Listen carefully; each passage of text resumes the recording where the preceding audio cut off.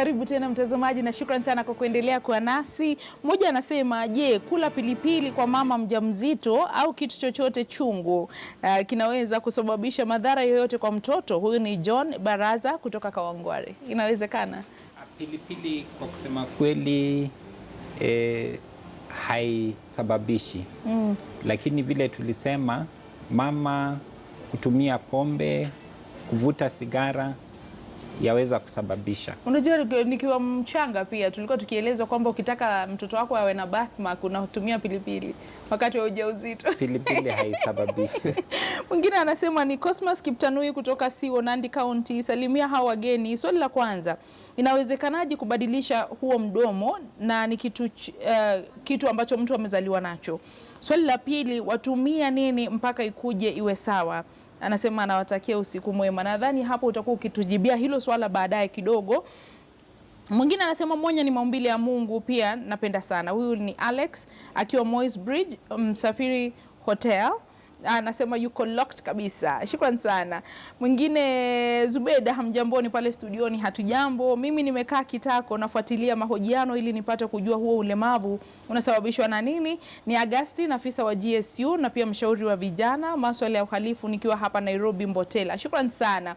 Mwingine anasema ni ukosefu wa madini fulani mama anapokuwa mjamzito. Kuna mwingine pia amesema kwamba ni TJ Owino 65. Anasema uzee, watoto wanaozaliwa na wazazi wakiwa na umri wa miaka 40, lakini anasema sana sana wanawake au zaidi ni sababisho tosha. Lakini anasema hapo siko sure. Deriko Hato anasema leo sina habari kuhusu hili, nimeacha nisome tu. Hilo la umri linaweza pia kuchangia. Ni ukweli, umri unaweza changia, lakini zile clefts, zile mwanya ambazo umri uchangia ni chache. Umri uchangia mara mbili. Umri wa mama ukiwa wa juu husababisha mtoto anakuwa na syndromes.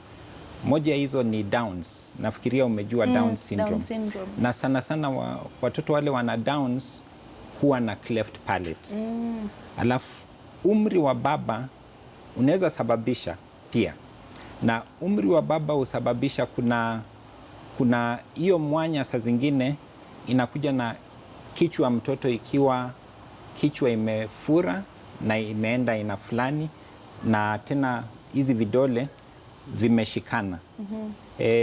Huo ugonjwa huitwa Apats, ni syndrome.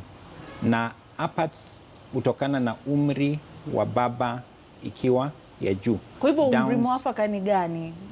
Ni upi kwa mwanamke na mwanamume? Sana sana hiyo hutokana na umri ni chache. Ni chache sana, ni chache mno. Lakini vile usemekana kwamba mama akiongeza umri, hasa akipita umri wa 35 years, akipita, then hiyo risk inaanza kuongezeka. Na ikiendelea, akipita 40 hiyo risk iko mingi. Akipita 45 iko hata zaidi. Sasa vile umri unaenda, ndio vile ile risk ya kutokana na ama hiyo kusababishwa inazidi. Kwenu kuna mtu mwingine ambaye amepata maumbile kama haya ama ni wewe peke yako? Kwetu hakuna mwenye alikuwa na hii cleft lip. Mwenye niliwahi patana na yeye moja tu nikiwa chuo kikuu, ndo nilipata mtu mwingine huko. But time nilikuwa nasoma both primary and secondary sikuwahi patana na mtu mwingine. So mwenye niliona wa pili sasa nilipatana na yeye chuo kikuu. Ulikuwa unajiuliza maswali pia? Unauliza wazazi wako, mbona mimi tu ndiye niko tofauti na wengine? Mimi niliwauliza wakaniambia hiyo ng'ombe. Ni ng'ombe. Sasa huwezi muuliza tena. Sasa kenye ilikuja kunisumbua sasa ni after nimeona mtu mwingine huko shule kikuu. Sasa nikaanza pia na ng'ombe. Pia wao waliumia aje, akaumia tu kama mimi. So hapo ndo nilikuja nikaona, nikaenda kwa internet nikaanza kuangalia ni nini inaweza kuwa shida. So ndo nikapata kujua ni nini. So nikimaliza chuo kikuu sasa, hapo nilikuwa nimejiitikia, nimeelewa ni nini na kuanga. So hapo ndo nikakuja nje Sijaamua kabisa kama nitaifanya juu sasa hapa sikuwa najua nitaitoa pesa wapi. Na ulipogundua ni shida nini inayosababisha mwanya huo, ulimuuliza mamako? Sikuwahi muuliza. Hata after nimekuja huku Nairobi nikaamua kuenda kuifanya, sikuwahi mwambia nataka kuifanya. Nilienda nikaifanya, after nimekaa huku Nairobi wiki moja ndo nikaenda nyumbani, sasa nikamwambia ndo sasa after nilifanya sasa ndo akanianza kuniambia, sasa ndo akaanza ile story ya ng'ombe sasa ndo ikaisha, sasa ikaanza kukua, akaanza kuniambia sasa ukweli wa mambo. Daktari, kwa hivyo unatuambia ni vitu gani ambavyo mtu anastahili kujiepusha navyo wakati wa ujauzito ili kuepuka hali kama hii? Asante sana Zubeida, kwa sababu nilikuwa ni one important course ilikuwa imenipita na nafikiria hiyo ni muhimu sana kwa wamama. Mama akiwa mjamzito yapasa angalie sana zile madawa ambazo anatumia kwa ugonjwa aina yoyote. Manake kuna zile dawa ambazo mama akitumia inaweza sababisha. Sa mama akiwa mjamzito ni muhimu sana awasiliane na daktari. Siwe anaenda tu kwa kaunta na ananunua dawa na anatumia. Manake hatajua. Kuna dawa mingi ambazo zimejulikana. Kuna dawa za malaria ambazo zimejulikana zinaweza sababisha. Kuna zile dawa zenye zinatibu kifafa na ambazo zimejulikana zinaweza sababisha. So kuna madawa mingi na ile uhusiano ya mama na daktari wake husaidia sana kuzuia hiyo. So mama awe anaangalia hiyo. Cha pili, mama wakati atapojua tu ameshika mimba ni muhimu mama aende aone daktari. Manake zile supplements ambazo zinapeanwa, hizo supplements huzuia. Unaweza pata ilikuwa huyu mtoto apate, lakini kwa vile mama ameanza supplements kwa ile muda ambayo inatakana, itazuia. Na kwa zile familia ambazo zimejulikana kuwa jeni na shida na imeegemea upande wa clefting, kuna zile dawa daktari atapatiana ambazo ni supplements lakini kwa hali ya juu ambazo zitasaidia huyu mama akitarajia na mtoto wake asiwe na hiyo shida. Kwa hivyo ni muhimu pia amueleze daktari endapo familia iko na hiyo shida. Na upande wa vyakula, ni vyakula vipi ambavyo muhimu sana mtu kula wakati wa ujauzito? Mama kule balanced diet. Manake mingi ya chakula huambatana. Kuna zile vitamin ambazo anatakana atumie, kuna zile iron iko kama kwa liver, kwa maini, kuna fruits ambazo anatakana apate vitamin zingine kwa fruits. So hiyo diet lazima iwe ni balanced.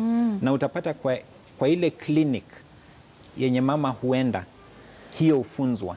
Ndio maana ni muhimu mama akigundua tu ama akijua anatarajia aende hiyo clinic. Manake atafundishwa zile chakula ambazo zinatakana atumie. Na tunapoangalia amefanyiwa upasuaji, Ndirangu amefanyiwa upasuaji wa kurekebisha hali. Sasa hivi ni nadra sana mtu kuona vile alivyokuwa. Ni wewe umeufanya upasuaji huu?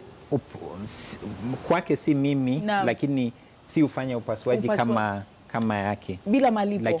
Lakini organization ile mi ufanya nayo ndio ilimsaidia akafanya. Na hebu tueleze zaidi, ni wapi mtu anaweza kwenda au mtoto aende akafanyiwa huu upasuaji? Asante Zubeida. Kwanza ni muhimu mzazi ajue kwamba matibabu ya huu mwanya ni hakuna fee, ni ya bure. Kwa hivyo mama akipata mtoto ni mgeni na ni mgeni kutoka kwa Mungu. Sasa hiyo kupata mtoto isilete stress. Mtoto akizaliwa hivi, jua kwamba Kenya hii na wakati huu tuna mkakati na iko kabambe. Manake tuna ile inaitwa total cleft care. Tunachukua ugonjwa yote ambazo zinaambatana na clefting, masikio, macho, kila kitu inaangazwa na inaangaliwa. Na kuna zile centers kama katika Kenya Smile Train ina centers na tuna centers mingi hapo Gertrudes. Ndio penye mimi hufanya. Kuna center kubwa Gertrudes, kuna Metropolitan, kuna Kijabe Care, kuna Mkumu, kuna Moi Referral, ziko zimeenea. Kwa hivyo Kuna ukienda Nyeri, ukiwa na hali na siku hizi mtu pia anaweza kuenda kwa mtandao na haone ile center iko karibu, akigoogle Smile Train, na Smile Train mtandao yao utapata iko interactive. Anaweza ongea na tujibizane. Akiwa na swali na anataka kuongea, anataka kujua, tunajibizana. Na pia zile hospitali ambazo ziko katika nchi zimeelimishwa na wamejua kwamba mtoto akizaliwa na anai shida ataelekezwa katika senta fulani ambayo inafanya ama inatibu hii ugonjwa. Na kabla ya kuondoka, Danson anauliza, mtoto akizaliwa sikio likiwa limeziba kabisa, je, hiyo inatokana na nini? Kuna njia mingi sikio inaweza ziba, lakini nitataja tu kwa kupitia. Manake kuna wale daktari wa sikio wanaitwa ENT. Lakini sikio ina mara mbili. Kuna sikio ambayo ina nerves, ile nerves, na kuna sikio ambayo ni ya mfupa. So unaweza pata shida ya sikio iko kwenye nerves, sasa haifikishi hata mfupa iko sawa, eardrum iko sawa, lakini nerves haipitishi. Na pia unaweza pata kwamba ile sauti haifiki, nerves iko sawa lakini sauti haifiki. Manake saa zingine mtoto amezaliwa kama imejifunga. Sana sana watoto wenye wanazaliwa na cleft lip and palate huzaliwa na sikio kama imejifunga. Inaweza kuwa na hiyo inaitwa atresia imejifunga. Unaweza pata zile mfupa zenye ziko kwa sikio zenye zinasaidia kupeleka hiyo sauti kwenye ubongo zina hitilafu. Sasa hizo pia katika ile matibabu ya cleft huwa tunaita multidisciplinary. Tunashikana madaktari wote. Tuna madaktari wa macho, tuna madaktari wa masikio, tuna madaktari wa uso, tuna madaktari wa counseling, tuna madaktari wengi. Tunashikana ili tupatie huyu mtoto matibabu ya sawa kabisa. Na ni bila malipo yoyote. Kwa hivyo endapo mnataka maelezo zaidi kuhusu upasuaji huu ambao unafanywa katika sehemu tofauti za nchi, Smile Train kwenye mtandao, au ufike katika hospitali hasa kuu za humu nchini na vituo mbalimbali ambavyo utaelezwa pale kwenye mtandao wa kijamii. Shukran sana daktari kwa kutuelimisha kuhusu ugonjwa huu. Mwenyewe nimejua mambo ambayo sikuwa nayajua.